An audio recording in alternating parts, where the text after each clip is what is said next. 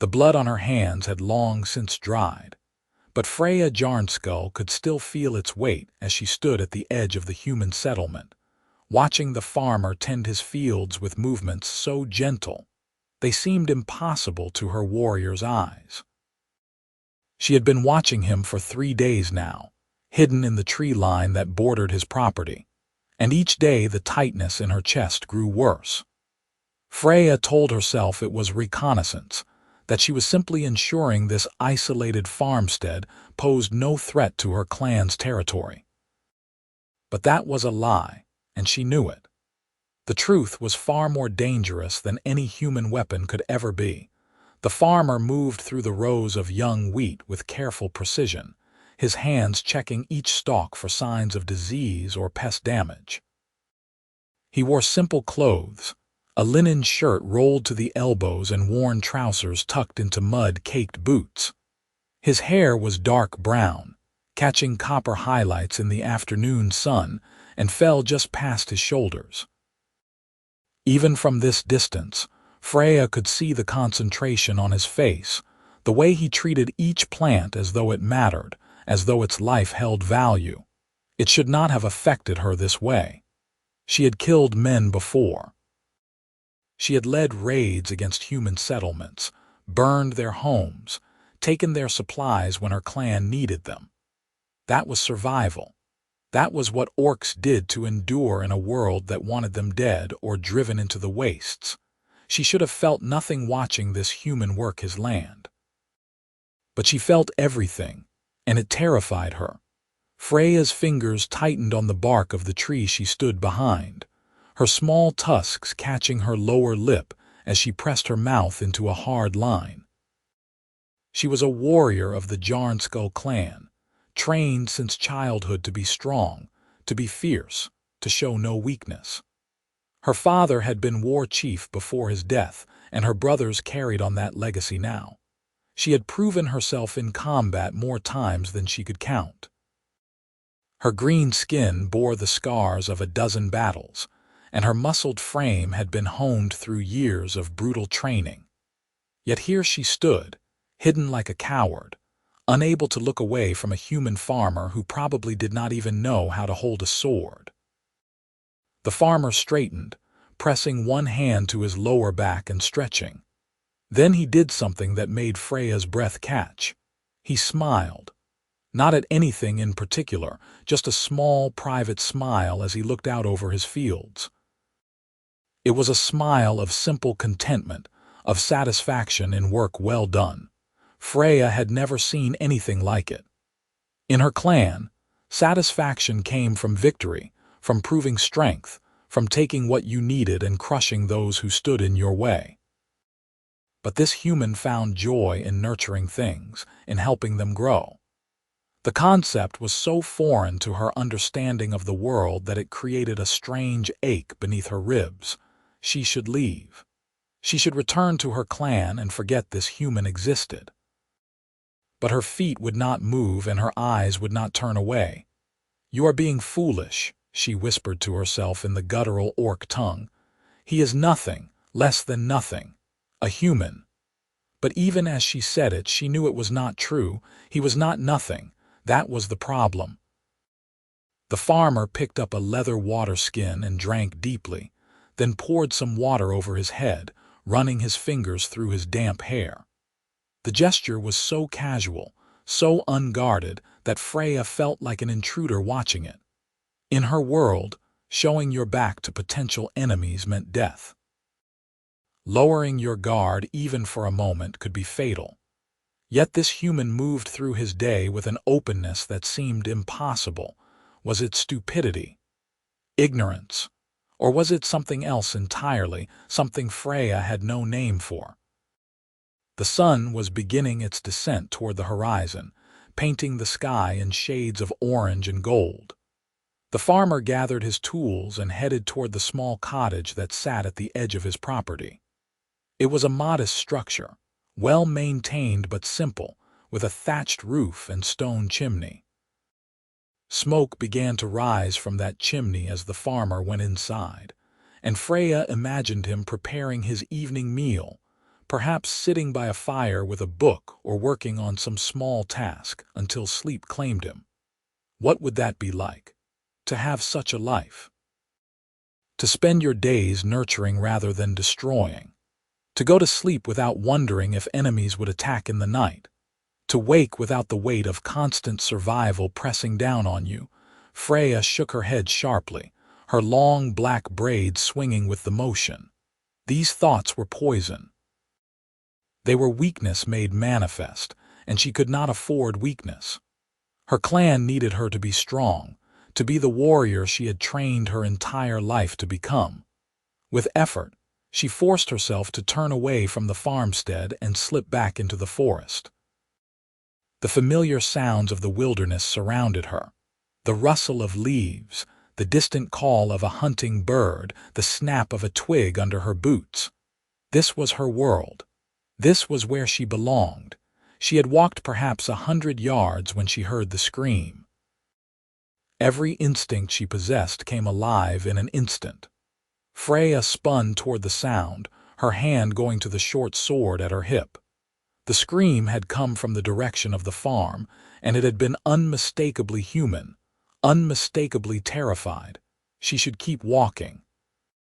Whatever was happening was not her concern. Humans dealt with their own problems, and orcs who involved themselves in human affairs rarely lived to regret it. But her feet were already moving, carrying her back through the trees at a run. Freya burst from the forest line to see 3 figures near the farmer's cottage. 2 were clearly bandits, armed with rusty swords and wearing mismatched armor that marked them as outcasts who survived by preying on isolated settlements. The 3rd was the farmer, who had clearly been caught by surprise and was now backing away from the bandits with his hands raised in a placating gesture. "Please," the farmer was saying, his voice steady despite the fear Freya could see in his posture. "Take what you want from the stores. I will not fight you. There is no need for violence." "Smart man," one of the bandits said with a cruel laugh. "But we will be taking more than your stores. Nice little farm you have got here. Might just take the whole thing. As for you, well, cannot have you running to the nearest town telling tales, can we?" The bandit raised his sword, and Freya was moving before conscious thought caught up with her actions. She covered the distance between the tree line and the bandits in seconds, her sword clearing its sheath with a metallic ring that made all 3 men spin toward her. The first bandit barely had time to register what he was seeing, an orc warrior charging out of the gathering dusk, before Freya's blade took him in the shoulder. He went down screaming, and his companion stumbled backward in shock. "Run!" Freya snarled at the farmer, but she did not have time to see if he obeyed. The second bandit had recovered from his surprise and was coming at her with his sword raised. He was clumsy, untrained, but desperation made him dangerous. Freya parried his first strike and spun inside his guard, driving her elbow into his face. Bone crunched, and he staggered back clutching his broken nose. She could have killed them both easily. Should have killed them, by the standards of her people. But something held her back, some strange reluctance she did not fully understand. Instead, she kicked the second bandit's legs out from under him and stood over both fallen humans with her sword pointed at their throats. "Leave," she said in the human tongue, her accent thick but her words clear. "Leave now, or I will not be merciful again." The bandits did not need to be told twice. They scrambled to their feet and ran, leaving a trail of blood and terror behind them. Freya stood breathing hard, adrenaline still singing through her veins. The fight had been brief, almost disappointingly so. She had barely broken a sweat. But as the immediate danger faded, awareness of what she had just done crashed over her. She had saved a human. Not just any human, but this human. The farmer she had been watching for 3 days like some lovesick fool. Slowly, dreading what she would see, Freya turned to look at him. The farmer had not run. He stood perhaps 10 feet away, his eyes wide with shock, staring at her as though she were some creature from legend made suddenly real. Which she supposed she was. Most humans lived their entire lives without ever seeing an orc up close. Those who did usually died shortly after. "You," the farmer said, and his voice was breathless with wonder rather than fear. "You saved my life." Freya wanted to tell him not to thank her, that she had acted on instinct and nothing more, that he should run before she changed her mind about letting him live. But the words would not come. She stood frozen, caught in his gaze, unable to look away. This close, she could see that his eyes were a startling shade of gray, like storm clouds over distant mountains. She could see the fine lines at their corners that spoke of long hours spent smiling in the sun. She could see the way his chest rose and fell with his breathing, the way his hands trembled slightly with fading fear, the way he looked at her not with the hatred and disgust she had come to expect from humans, but with something that looked almost like gratitude. "I am Lucas Vainurite," the farmer said, and he did something that nearly made Freya's heart stop. He bowed to her, a gesture of respect from one person to another. "I owe you my life." "You owe me nothing," Freya managed to say. Her voice came out harsher than she intended, almost a growl. "I was passing by, nothing more." "You were passing by and you stopped to help me when you could have simply kept going," Lucas said. He straightened from his bow, and that small smile she had seen earlier touched his lips. "That is not nothing." Freya's grip on her sword tightened. This was wrong. All of this was wrong. She needed to leave, needed to put distance between herself and this human before something even more foolish than saving his life occurred to her. "Forget you saw me," she said, backing toward the tree line. "Tell no one. If humans learn an orc was here, they will come hunting, and next time I will not be here to save you." "Wait," Lucas called out, taking a step toward her. "At least tell me your name, please. I would know who saved me." Every instinct screamed at Freya to run, to disappear into the forest and never return. But she hesitated, caught between warring impulses, and in that moment of hesitation, she made a mistake. "Freya," she said. "Freya Jarnskull."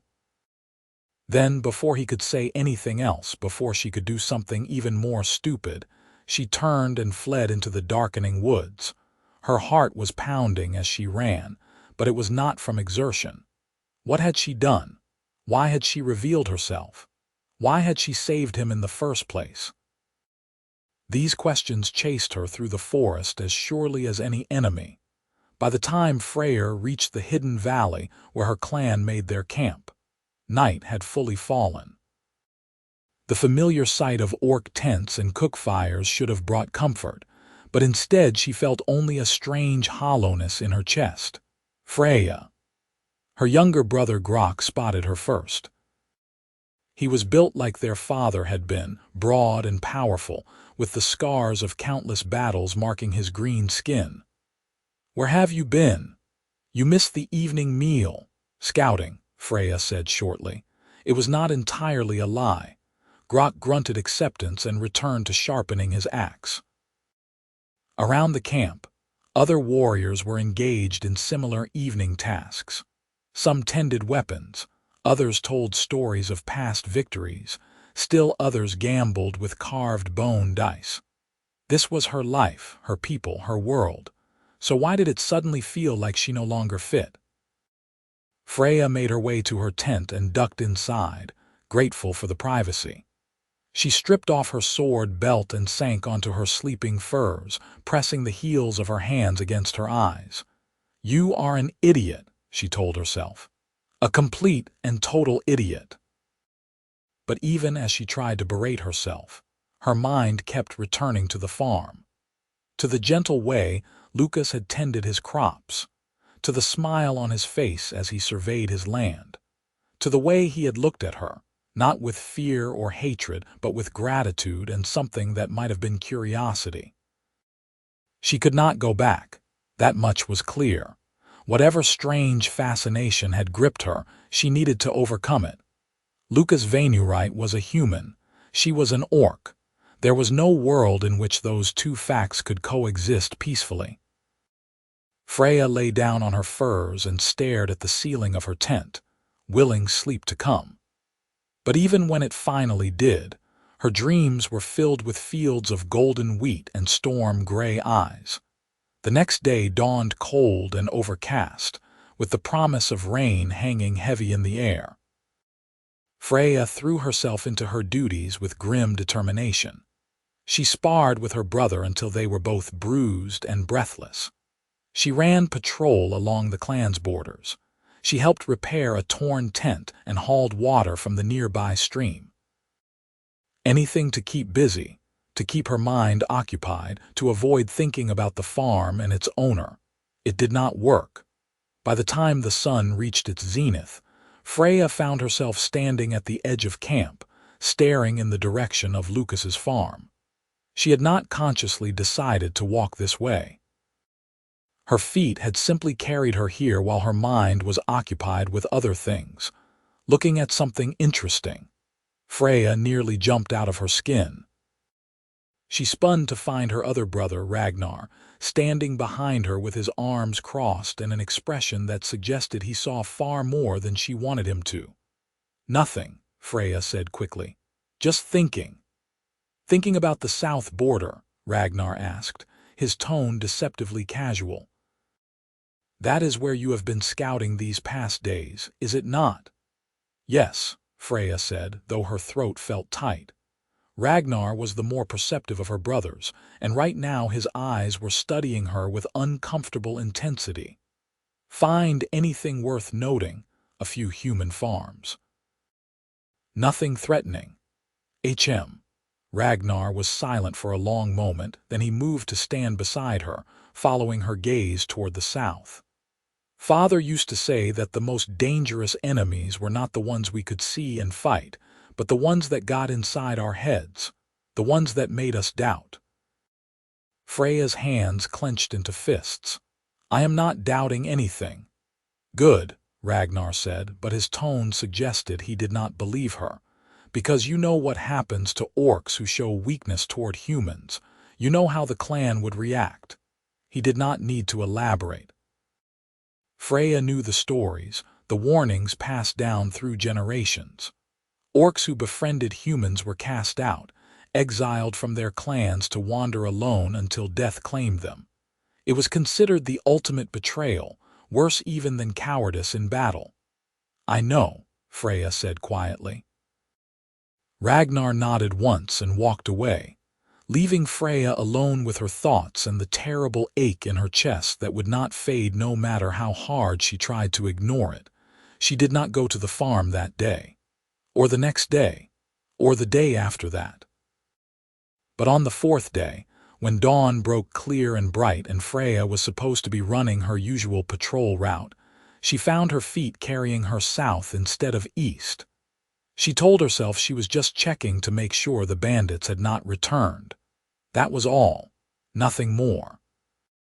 The farm appeared unchanged as Freya approached through the forest. The fields of young wheat swayed in the morning breeze and smoke rose from the cottage chimney. Everything seemed peaceful and normal. Then she saw Lucas, and her breath caught. He was working near one of his storage sheds, moving sacks of grain with steady efficiency. But what made Freya freeze was what she saw near the edge of his property, closest to where she stood hidden in the trees. A small cairn of stones, carefully stacked, with something white tucked among them. Freya's curiosity overcame her caution. She crept closer, using the forest cover until she could see clearly what Lucas had built. The white object was a piece of cloth, and on it someone had drawn a symbol. Even from this distance, Freya recognized it. It was her clan's mark, the jagged lightning bolt that the Jarnskull warriors wore into battle. And beside it, written in charcoal, were two words in the human tongue: "Thank you." Freya's hand went to her chest, pressing against the leather armor she wore as though she could physically hold back the feeling that threatened to overwhelm her. He had built a cairn for her. A human had honored an orc warrior with a monument of gratitude. It was impossible. It went against everything she knew about the relationship between their peoples, and yet the evidence stood before her eyes, undeniable. "I hoped you would come back." Freya spun, her hand flying to her sword, to find Lucas standing perhaps 20 feet away. He held no weapon, just a harvesting scythe that he set down carefully as he raised his hands to show he meant no threat. "How did you know I was here?" Freya demanded. "I did not, for certain," Lucas admitted. "But I saw movement in the trees a few times over the past days, and I hoped it might be you. So I built the cairn where you might see it." "Why?" The word came out harsh, almost accusatory. "Why would you do that?" Lucas tilted his head, genuinely puzzled by her reaction. "Because you saved my life. Where I come from, such a debt deserves acknowledgement." "I am an orc," Freya said, as though he had somehow failed to notice. "Your people and mine are enemies." "Are we?" Lucas asked, and there was something in his tone, a genuine question rather than a challenge. "I have done nothing to you or your people. You have done nothing to harm me. The opposite, in fact. So why should we be enemies?" Freya opened her mouth to answer, then closed it again. "Because that is how it has always been. Because our peoples have warred for generations. Because the world says we must." But none of those answers seemed adequate in the face of Lucas's simple logic. "You should fear me," she said instead. "Should I?" Lucas took a step closer, and Freya noticed he was taller than she had realized, probably equal to her own height of just over 6 feet. "You had every opportunity to harm me the other night. Instead, you risked yourself to save me. That does not make me fear you, it makes me grateful. Gratitude is not enough reason to trust an orc." "Perhaps not for most humans," Lucas agreed, "but I am not most humans." There was a certainty in his voice, a quiet confidence that Freya found utterly baffling. Most humans she had encountered were either terrified of her people or filled with hatred. This calm acceptance was entirely outside her experience. "Why?" she asked, and hated how vulnerable the question sounded. "Why are you different?" Lucas was quiet for a moment, his storm-gray eyes studying her with that same openness she had seen before. Then he gestured toward his cottage. "I was about to have breakfast. Would you join me?" "I promise. No tricks, no traps. Just food and conversation. If you decide to leave at any point, I will not stop you." Every ounce of training and instinct Freya possessed screamed at her to refuse, to disappear back into the forest and never return. This was already far more interaction than was wise. Getting closer, entering his home, sharing a meal, these things would only make the situation worse. But even as she thought this, Freya found herself nodding. Lucas's smile was radiant, warm as summer sun, and it did strange things to Freya's insides. He retrieved his scythe and began walking toward the cottage, glancing back once to ensure she followed. Freya's legs felt disconnected from her brain as she stepped out of the tree line and into the open. The distance to the cottage could not have been more than 50 yards, but it felt like crossing an impossible chasm. With each step, she was leaving behind everything familiar, everything safe, and walking into unknown territory. The cottage was even more modest inside than it had appeared from without. A single large room served as kitchen, dining area, and sitting space, with a ladder leading to what must be a sleeping loft above. But despite its simplicity, the space was clean and well organized. Dried herbs hung from the ceiling beams. Clay pots of varying sizes lined shelves on the walls. A small table with 2 chairs sat near the stone fireplace, where a pot of something that smelled surprisingly good hung over the low flames. "Please sit," Lucas said, gesturing to one of the chairs. "I hope you like porridge. It is not fancy, but it fills the belly." Freya sat carefully, her weight making the wooden chair creak. She felt too large for this space, too rough and dangerous for the domesticity that surrounded her. But Lucas moved about his kitchen with easy grace, ladling porridge into 2 wooden bowls and setting one before her along with a spoon. He sat across from her, and for a long moment they simply looked at each other. "I know you can understand me," Lucas said finally.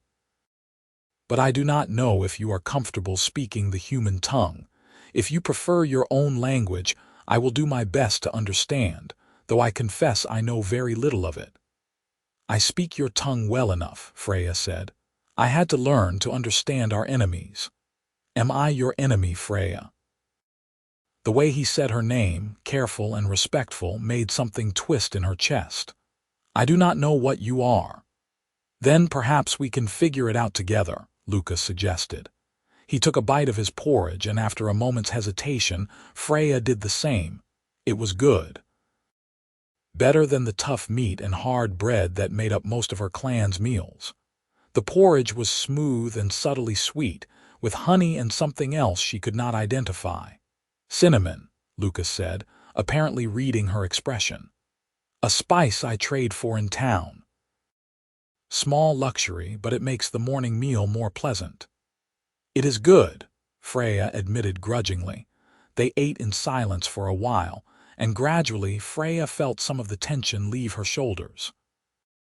There was something surprisingly comfortable about this, sharing a simple meal in a quiet cottage while morning light streamed through the windows. It was not at all what she had expected. "May I ask you something?" Lucas said eventually. Freya tensed immediately. "You may ask. I may not answer." "Fair enough." Lucas set down his spoon and folded his hands on the table. "Why were you watching me? Before the bandits came, I mean. I noticed movement in the trees several times. You were there, were you not?" Heat flooded Freya's face. She was grateful that her green skin did not show blushes the way human skin did, though her discomfort must have been evident in other ways. "I was scouting," she said, which was not entirely untrue. "Scouting," Lucas repeated. "And did I pass whatever test you were conducting?" "There was no test." "Then why watch me?" Freya wanted to lie, to deflect, to say anything other than the humiliating truth. But something about Lucas's open, honest gaze made deception feel impossible. "I do not know," she said finally, and the admission cost her. "I saw you working in your fields, and I could not understand you. The way you moved, the way you treated your crops as though they mattered. It was so different from anything I knew. I kept coming back, trying to understand." Lucas was quiet for a long moment, and Freya braced herself for mockery or fear. Instead, when he spoke, his voice was gentle. "I think I understand that feeling, the not understanding someone but wanting to." "Do you?" "I grew up in a village to the east," Lucas said, leaning back in his chair. "A proper farming community, with dozens of families all working together. I was expected to take over my father's farm, to marry a local girl, to live the life that had been lived by generations before me. But I never fit quite right. I loved the farming, loved working with the land, but I needed space, solitude. I needed to figure out who I was away from all the expectations and tradition. So I left, came out here to the frontier and started over." "Your family disowned you?" Freya asked. "In Orc culture, leaving one's clan was the ultimate betrayal. Not disowned exactly, but they did not understand. Still do not, I suspect. We exchange letters occasionally, but the distance is more than just physical." Lucas smiled sadly. "So yes, I know what it is like to feel like you do not quite fit where you are supposed to belong." Freya's grip on her spoon tightened. His words hit far too close to truth she had been avoiding. "I fit fine with my clan. Do you?" The question was asked gently, without accusation, but Freya felt it like a blade between her ribs. because the answer was no, had been no for longer than she wanted to admit. She had always been a good warrior, had always fulfilled her duties, but some part of her had never quite aligned with the endless cycle of violence and survival that defined orc existence. "I should go," Freya said abruptly, standing so quickly her chair scraped against the floor. This was a mistake. "Wait," Lucas stood as well but made no move to stop her. "I am sorry. I did not mean to make you uncomfortable. Please, you do not have to answer questions you are not ready for." "I should not be here at all," Freya said, and there was real pain in her voice now. "Do you understand what would happen if my clan learned I was here? What they would do to me, to you?" "I would never tell anyone," Lucas said earnestly. "Your secret is safe with me, I swear it. That does not change the danger. That does not change what this is." "And what is this, Freya?" She had no answer. What was this? This strange pull she felt toward him. This terrifying need to be near him, to watch him, to understand him. There was no word in her language for what she was feeling, because such things were not supposed to exist between orc and human. "I cannot come back here," Freya said, backing toward the door. "Forget about me. Forget any of this happened." "I cannot do that," Lucas said simply. "And I do not think you can either." Freya fled then, bursting through the door and running across the open ground to the safety of the trees.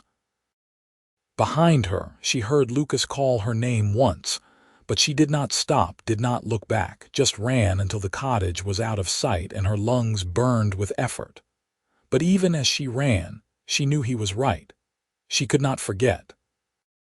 Could not stop herself from caring, from wondering, from wanting things that were impossible. And that scared her more than any battle ever had. The following week was torture. Freya threw herself into her duties with renewed ferocity, volunteering for every patrol, every task, every hardship that might distract her from the ache in her chest. Her brothers commented on her intensity, her friends asked if she was all right, but she brushed off all concerns with growled assertions that she was fine. She was not fine. At night, lying in her tent, Freya would stare at the darkness and replay every moment of her time in Lucas's cottage. The taste of cinnamon porridge, the gentle curiosity in his questions, the way he had looked at her, not as a monster or a tool of war, but as a person. Someone worth understanding. It was dangerous. It was foolish. It was going to destroy her if she was not careful. And yet, on the 8th day, she found herself once again standing at the edge of Lucas's farm, watching him work. He was repairing a section of fence this time, replacing rotted posts with fresh timber. The work was clearly hard, requiring him to dig out the old posts and maneuver the heavy new ones into place, but he approached it with the same steady patience he brought to everything. Freya told herself she was just checking on him one last time, ensuring the bandits had not returned. That after this, she would truly stay away. But even as she thought it, she knew it for the lie it was. She was so focused on Lucas that she almost missed the other figure approaching from the direction of the road. Freya's warrior instincts came alive. She faded deeper into the forest cover, watching as a man on horseback rode toward Lucas's farm. He was well-dressed, too well-dressed for an honest farmer, and he carried himself with an arrogance that set Freya's teeth on edge. Lucas looked up from his work as the horseman approached. Even from this distance, Freya could see his posture tense. "Lucas Vainurite," the horseman called out, his voice carrying clearly across the fields. "I am so pleased to find you at home." "Lord Hendrik," Lucas replied, and there was a careful neutrality in his tone. "What brings you out here?" Lord Hendrik. The name meant nothing to Freya, but the title suggested this was someone with local power. She crept closer, staying hidden but moving near enough to hear the conversation clearly. "I've come to make you an offer," Lord Hendrik said, dismounting from his horse with practiced ease. As you may know, I have been acquiring property in this region. Your little farm sits right in the middle of a larger tract I am assembling. I am prepared to offer you a fair price for the land." "This farm is not for sale," Lucas said quietly. "Come now, be reasonable.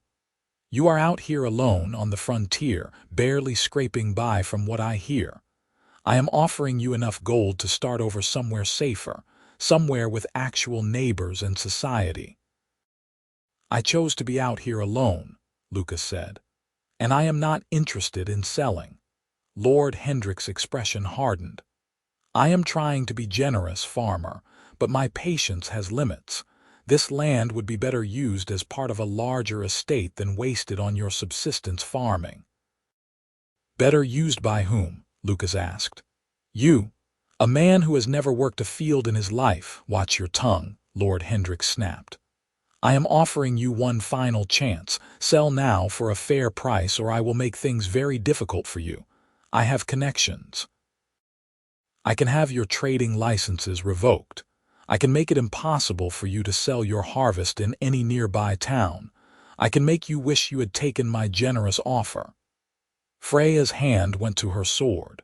She recognized this type of man, had seen his kind before. A bully who used power and influence as weapons. Every muscle in her body tensed with the need to intervene, to step out and drive this Lord Hendrick away from Lucas's land. But she could not. Attacking a human noble would bring soldiers down on this entire region. It would endanger not just herself but her entire clan. No matter how much she wanted to help, she had to stay hidden. "Do what you feel you must," Lucas said, and despite the threat, his voice remained calm. "But I will not sell. This land is mine and I will not give it up." Lord Hendrick stared at him for a long moment, his face flushed with anger. Then he spun on his heel and mounted his horse. "You will regret this," he said coldly. "Mark my words, farmer, you will come begging to sell before the year is out." He rode away, his horse kicking up dust, and Lucas stood watching until he disappeared from sight. Then, and only then, did his shoulders slump slightly. A sign of the strain he had been under. Freya waited, torn between the desire to go to him and the knowledge that she should not. But before she could decide, Lucas turned toward the trees where she hid. "I know you are there," he called out. "I saw movement. Freya, if it is you, please come out. I could use a friendly face right now." For several heartbeats, Freya did not move. This was her chance to slip away, to maintain the distance she needed. But the slight tremor in Lucas's voice, the weariness in his posture, decided her. She stepped out of the forest. Lucas's face transformed with relief and something that looked like joy. "You came back." "I should not have," Freya said, but she walked toward him anyway. "I told myself I would not." "I am glad your resolve is not as strong as you thought," Lucas said with a slight smile. Then the smile faded. "You heard all that, I assume?" "I did. This Lord Hendrick is a problem." "A growing one," Lucas admitted. He gestured toward his cottage. "Come inside. This conversation feels too heavy for standing in the middle of a field." This time, entering the cottage felt less strange, almost familiar. Lucas busied himself making tea, a surprisingly delicate drink that Freya had never tasted before. They sat at the same table as before, and Lucas told her about Lord Hendrick. "He is a minor noble who inherited land and title but little money," Lucas explained. "So he has been buying up farms in this region, consolidating them into a larger estate he can use to increase his holdings and influence. Most of the farmers have sold. They were struggling anyway, and his offers were fair enough, but I do not want to sell." "Then do not," Freya said simply. "It is not that easy. He has power, connections. He can make things very difficult for me, just as he said. If I cannot sell my harvest, I cannot survive." "He is a coward and a bully," Freya said with disgust. "In my clan, such a man would be challenged and defeated. Then he would no longer be a problem." That is not how things work in human society, Lucas said, though there was a hint of amusement in his voice. We have laws, courts, proper channels. Your laws seem designed to protect bullies. Sometimes they do, Lucas admitted. But violence only begets more violence. If I were to attack Lord Hendrik, I would be branded a criminal, hunted. I would lose everything anyway. Freya wanted to argue, but she could see the truth in his words. The human world operated by different rules than her own, rules that often made no sense to her but were no less real for that. "So what will you do?" she asked. "Endure," Lucas said simply. "Plant my crops, tend my land, and hope that Lord Hendrik loses interest or finds an easier target. It is not a glorious plan, but it is realistic. You should not have to endure harassment on your own land." "No," Lucas agreed. "I should not. But the world is not fair, Freya. I suspect you know that better than most." She did. Fairness was a luxury neither orcs nor frontier farmers could afford. But knowing that did not make the situation easier to accept. They talked for a long time that day, far longer than was wise.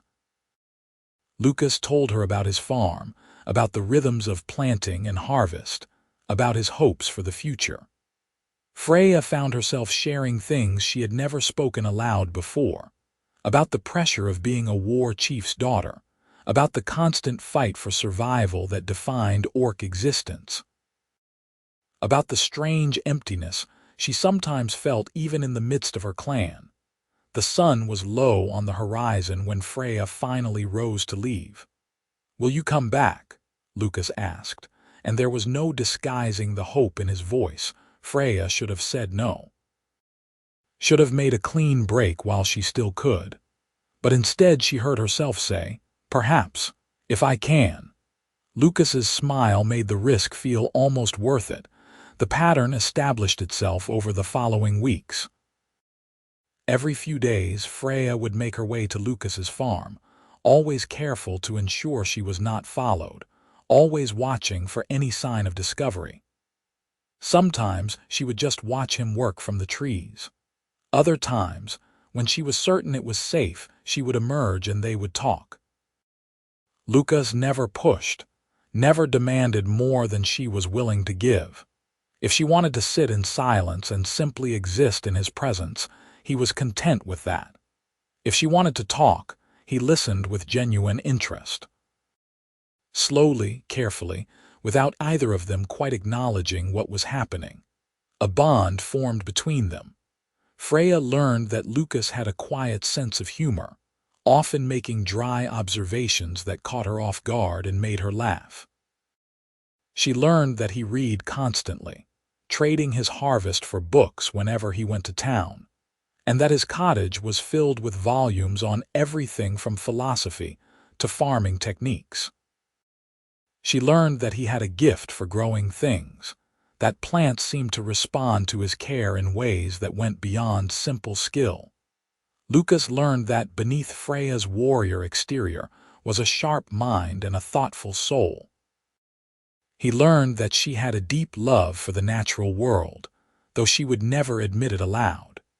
He learned that she was wrestling with questions about her place in the world, about what it meant to live with honor in a culture built on violence. Neither of them spoke about what was really happening between them. Neither acknowledged the way their hands would accidentally brush and then linger.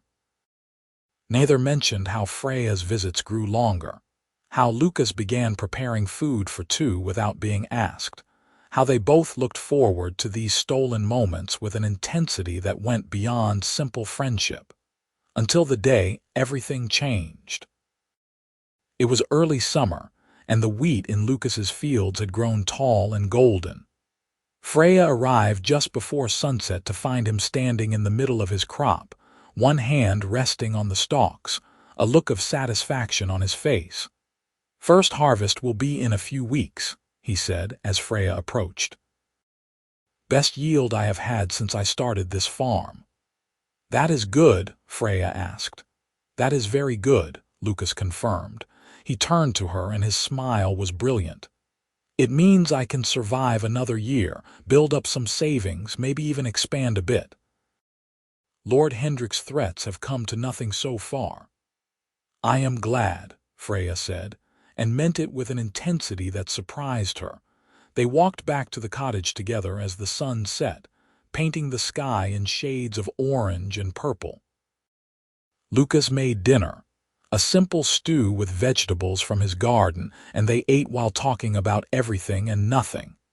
It was during a comfortable silence, as they sat watching the last light fade from the windows, that Lucas said, "Freya, can I ask you something personal?"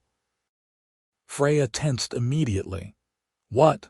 Are you happy?" The question was so unexpected, so direct, that Freya had no prepared deflection. She sat staring at Lucas, trying to formulate an answer. "I do not understand the question," she said finally. "Happy," Lucas repeated. "With your life, with your clan, with the way things are you happy?" "Happiness is not something my people concern themselves with," Freya said. "Survival, strength, honor, these are what matter. But surely orcs feel joy, contentment, satisfaction in victory, yes, in proving strength."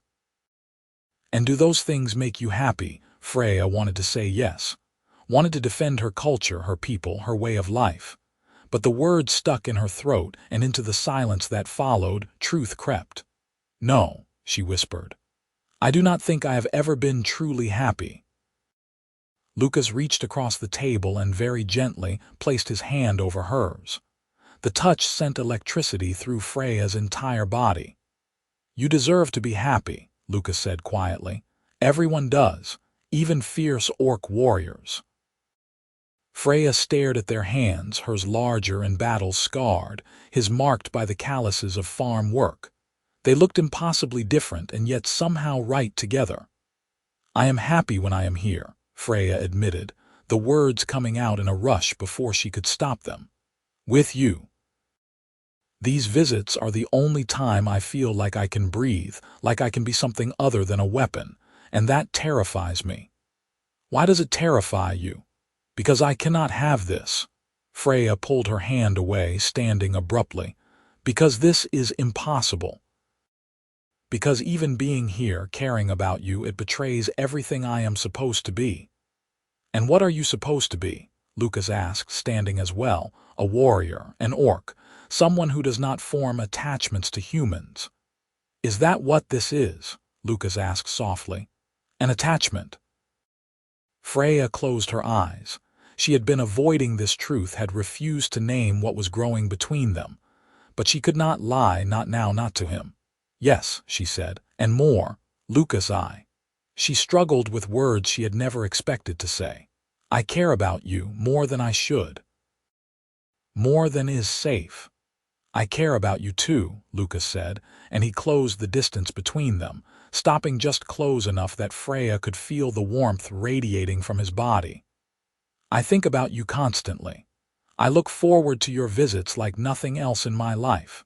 And yes, it scares me too." "But does that mean we should stop?" "Yes," Freya said, even as everything in her screamed the opposite. "It is the only wise choice." "Then I suppose we are both fools," Lucas said. And then, giving her every opportunity to pull away, he reached up and cupped her face with one hand. Freya could have stopped him easily. Should have stopped him. Instead, she found herself leaning into his touch, her eyes drifting closed, her breath catching in her throat. "Tell me to stop," Lucas whispered. "Tell me this is not what you want, and I will never mention it again." But Freya could not say those words, could not lie so completely. Instead, she opened her eyes and met his gaze, letting him see everything she had been hiding. Lucas leaned in slowly, and Freya closed the remaining distance, her lips meeting his in a kiss that felt like falling and flying simultaneously. It was gentle and fierce, tentative and certain, everything and nothing like what Freya had imagined in her most secret thoughts.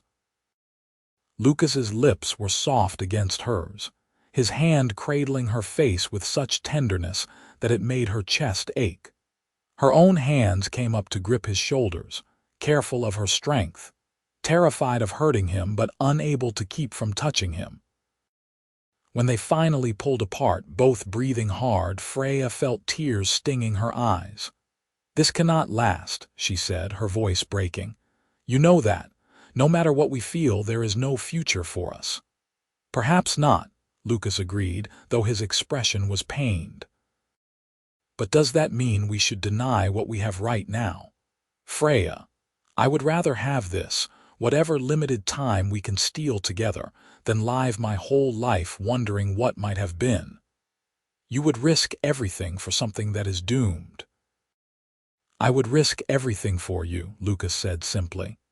"If you want this, if you are willing to try despite the impossibility. But if you are not, if the cost is too high, I will understand. I will not ask you to sacrifice your people, your place in the world for me." Freya stood frozen, torn between desire and duty, between what she wanted and what was expected of her. Her whole life had been about fulfilling obligations, about being the warrior her father had trained her to be. She had never once put her own wants first. But looking at Lucas, seeing the hope and fear warring in his storm-gray eyes, Freya made a choice that terrified and exhilarated her in equal measure. "I want to try," she whispered. "Whatever time we can have, however we can steal it, I want this." The smile that broke across Lucas's face was like sunrise. He pulled her into an embrace, and Freya wrapped her arms around him, marveling at how perfectly he fit against her despite their differences. They stood holding each other as night deepened outside, both knowing the danger of what they were beginning, both choosing it anyway. The next weeks were the happiest and most terrifying of Freya's life. She became even more careful about her movements, taking circuitous routes to Lucas's farm, always watching for any sign that she might be followed. Her brothers noticed her absences, but she covered by claiming she was scouting far borders and hunting alone. With Lucas, she discovered a side of herself she had not known existed. They would work together in his fields, and Freya found she enjoyed the simple labor of tending crops. Lucas taught her about plants, about the patience required for farming, about building rather than destroying. She taught him some orc words, told him stories of her people's history, helped him understand the culture that had shaped her. They kissed often, each time feeling both familiar and new.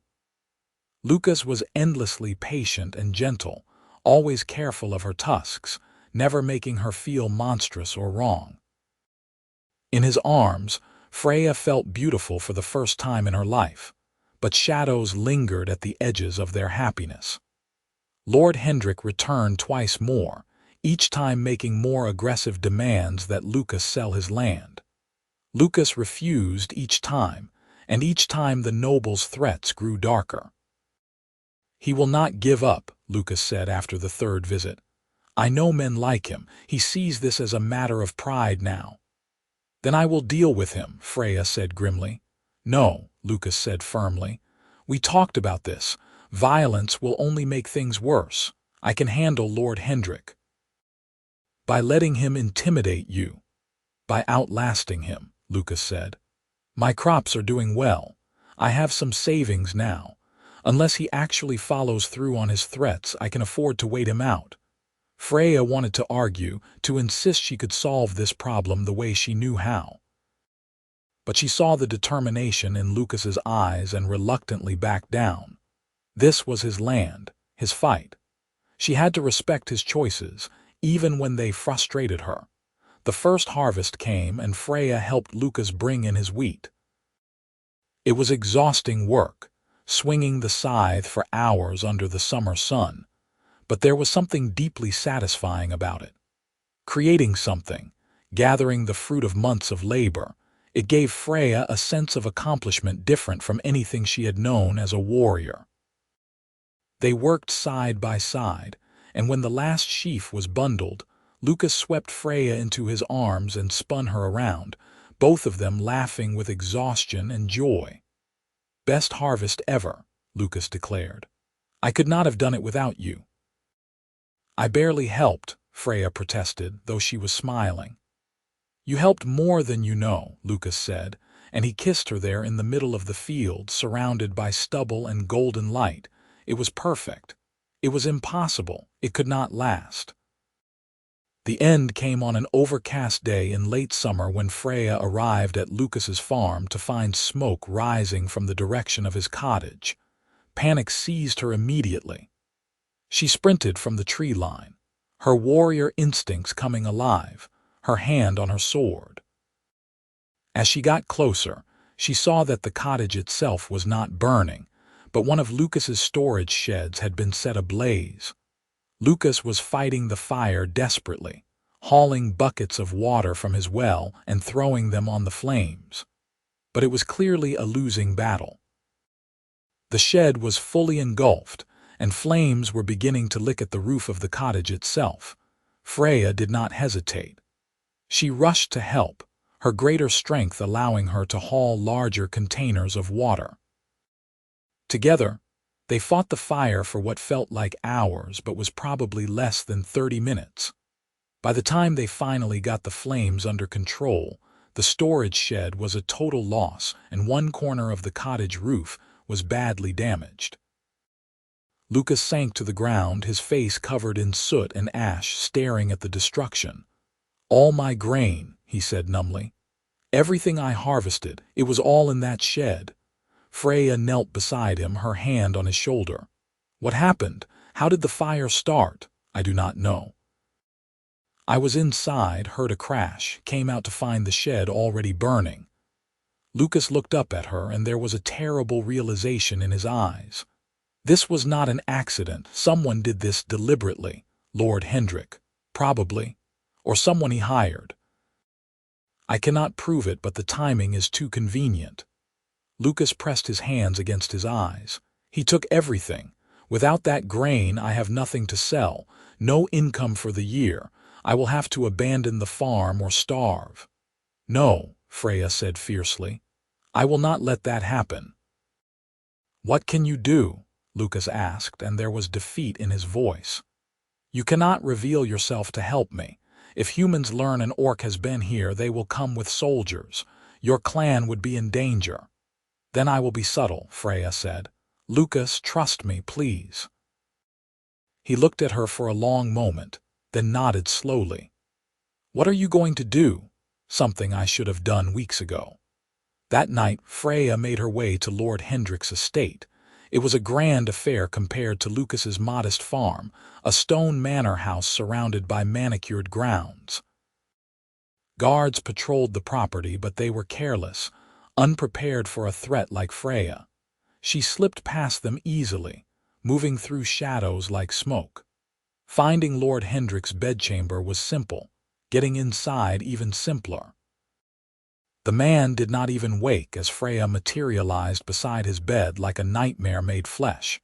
She waited until his eyes opened, until she saw recognition and fear flood his features. Then she put one hand over his mouth and drew her short sword with the other, holding the blade to his throat. "Do not scream," Freya said quietly. "Do not move. Just listen." Lord Hendrik's eyes were wide with terror, but he nodded slightly. "You will leave Lucas Vainurite alone," Freya continued. "You will abandon all attempts to take his land. You will make no more threats, take no more actions against him. Do you understand?" Another nod. "Good. Because if you do not, I will return. And next time I will not be merciful. I am an orc warrior, Lord Hendrik. I can walk through your guards like they are children. I can find you anywhere you hide. Cross me, and I will make you wish you had never been born." Freya removed her hand from his mouth and stepped back into the shadows. "Remember, leave Lucas alone or suffer the consequences." She was gone before Lord Hendrik could respond, vanishing through the window and disappearing into the night. It was reckless. It was dangerous. It broke every rule about maintaining secrecy. But Freya did not care. She would protect Lucas, whatever the cost. The next morning she returned to his farm to find him surveying the damage in the cold light of day. When he saw her, relief flooded his features. "You are all right," he said, pulling her into an embrace. "I was worried all night." "I am fine," Freya assured him. "And Lord Hendrik will not be a problem anymore." "What did you do?" I explained the situation to him, very clearly. "He will leave you alone now." Lucas pulled back to look at her. "Freya, what if he tells people an orc threatened him? What if soldiers come?" "He will not tell anyone," Freya said with certainty.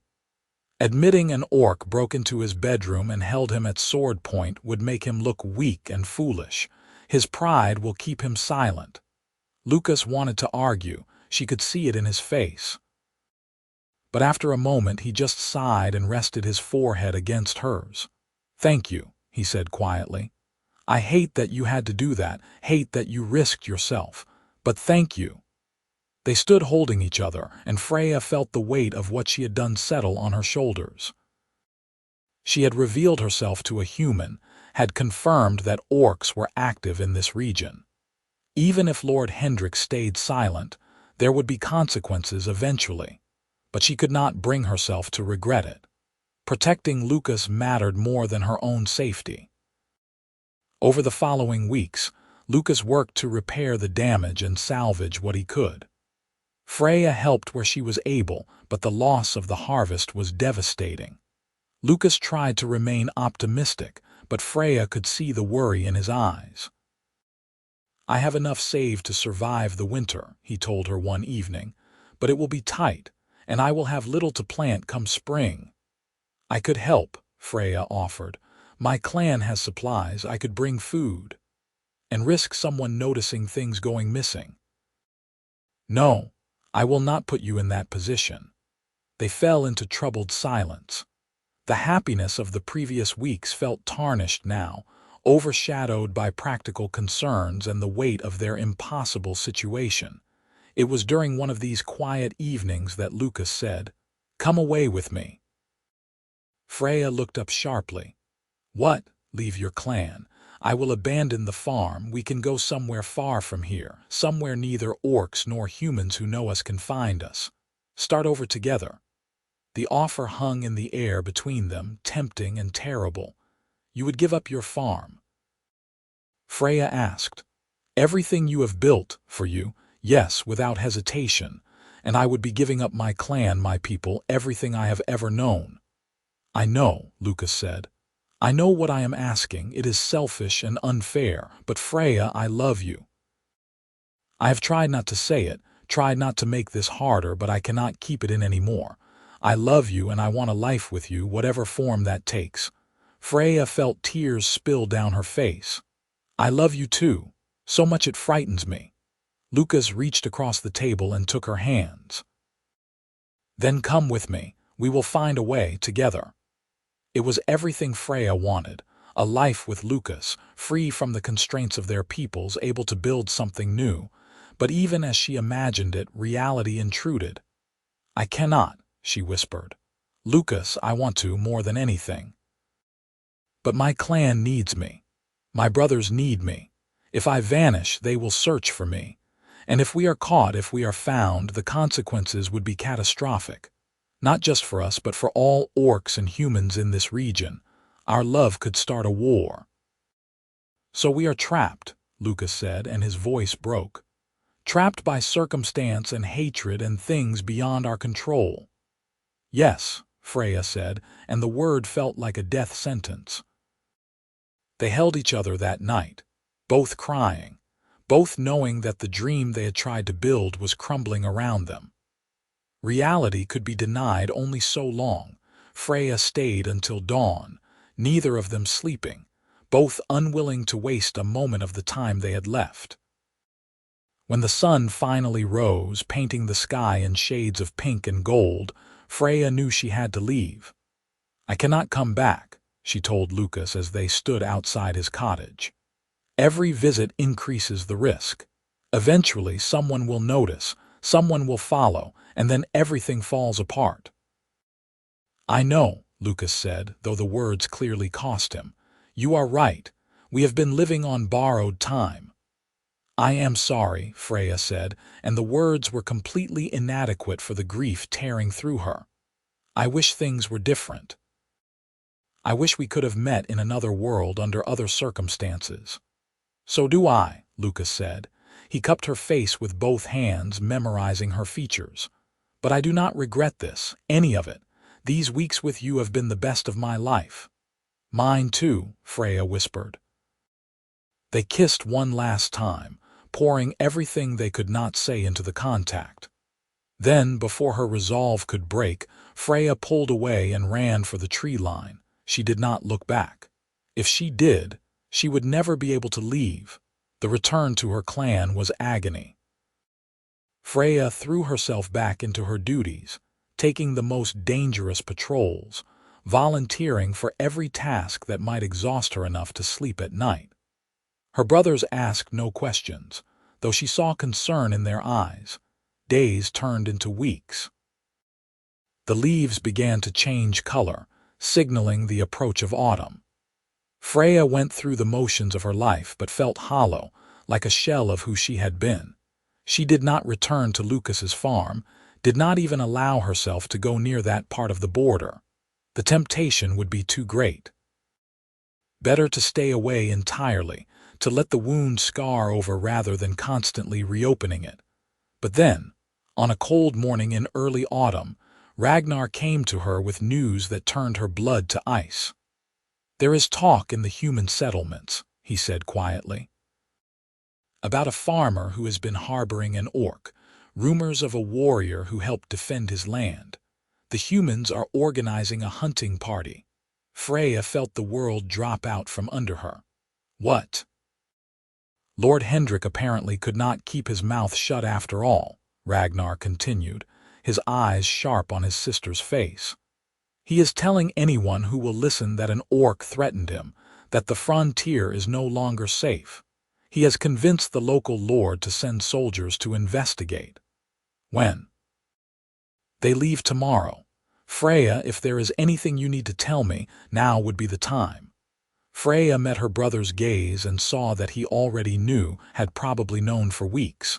Ragnar had always been the most perceptive of her siblings. "I have to go," she said simply. "I know," Ragnar replied, "and I will cover for you. Buy you as much time as I can, but Freya, you need to understand. If you do this, if you reveal yourself to save this human, you can never come back. The clan will consider you an exile." "I know," Freya said, and found that the prospect hurt less than she expected. She loved her clan, loved her brothers, but Lucas mattered more. "Thank you, Ragnar, for understanding." "I do not understand," her brother said frankly, "but you are my sister, and I trust that you have your reasons. Now go, before I change my mind about helping you." Freya grabbed her weapons and supplies, then ran from the camp faster than she had ever moved. The journey to Lucas's farm normally took hours.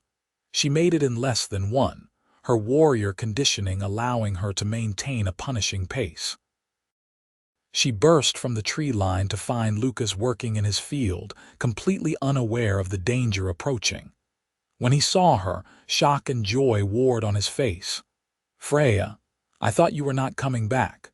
"Soldiers are coming," Freya said breathlessly. "Tomorrow, maybe sooner.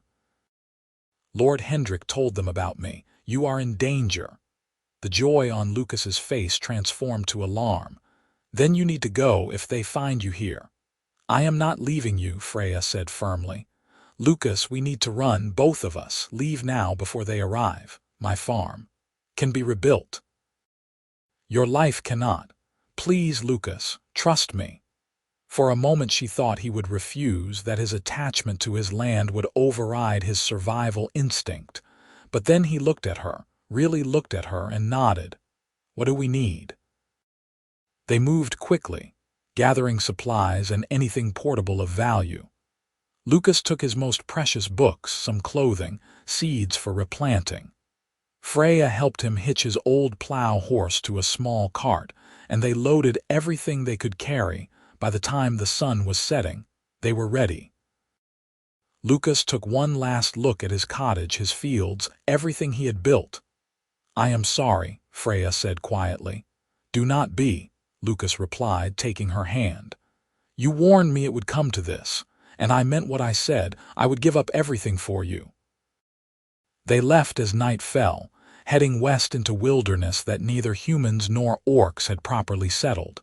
It would be dangerous, uncertain, but it would be theirs. The first few days were hard.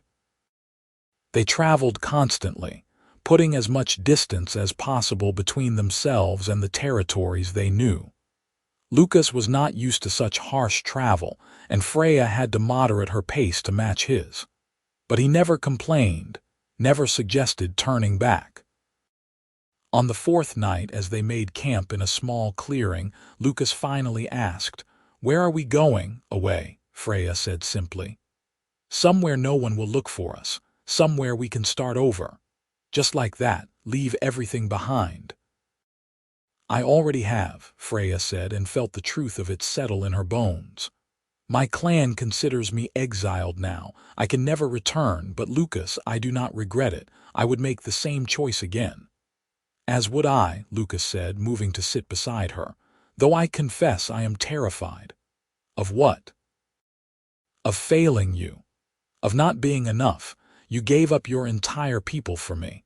What if I cannot make that sacrifice worth it?" Freya took his face in her hands, forcing him to meet her eyes. "You are worth it. Not because of anything you do or provide, but because of who you are. Because you saw me as a person when your people called me a monster. Because you taught me there was more to life than fighting and survival. Because I love you, Lucas. That is enough." He kissed her then, and it felt like a promise, a commitment to whatever future they could forge together. They traveled for 2 more weeks, heading deeper into the frontier. Eventually they found what they were looking for.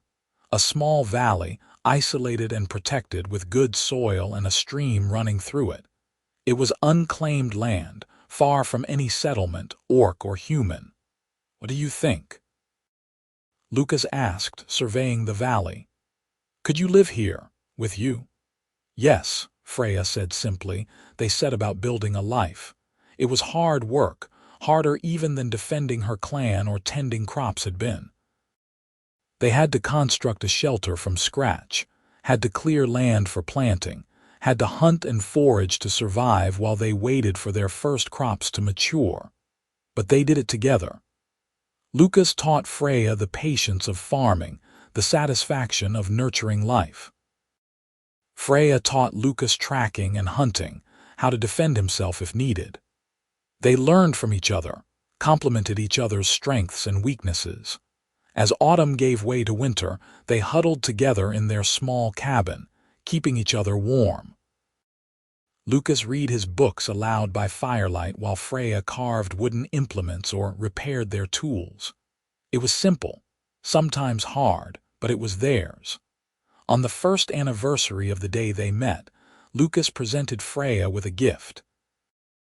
It was a necklace he had woven from leather cord with a small wooden carving suspended from it. The carving depicted wheat stalks intertwined with a sword. "Your 2 worlds," Lucas explained. "United, like us."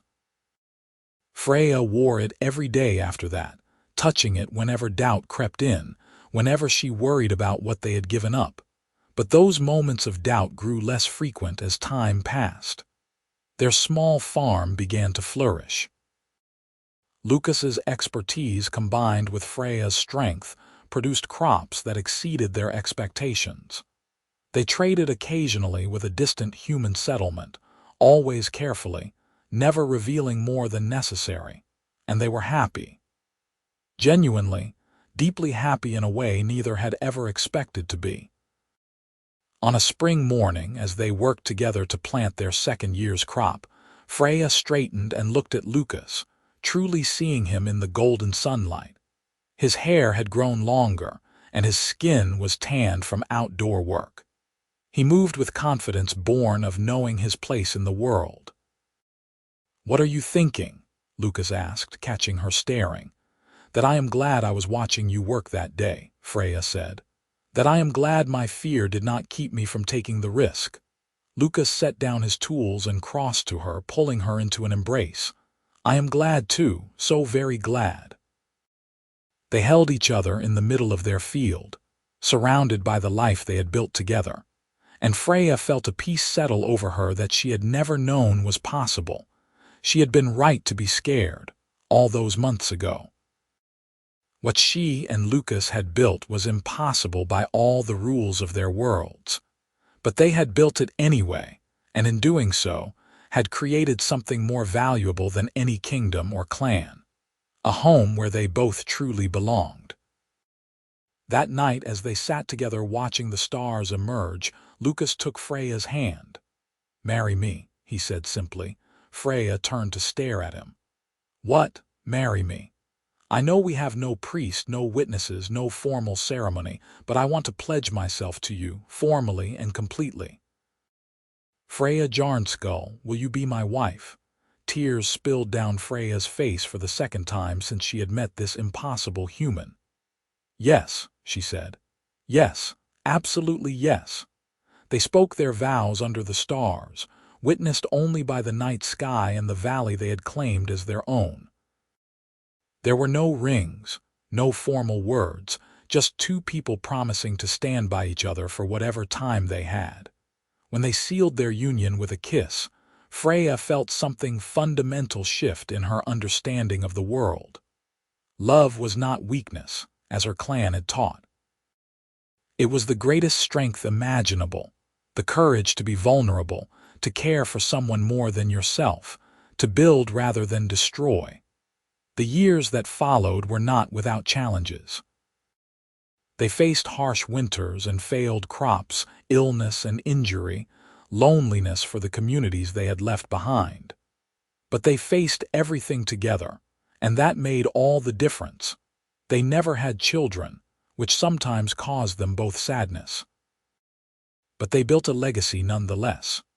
A thriving farm, a home filled with love and laughter, and proof that two people from different worlds could create something beautiful together.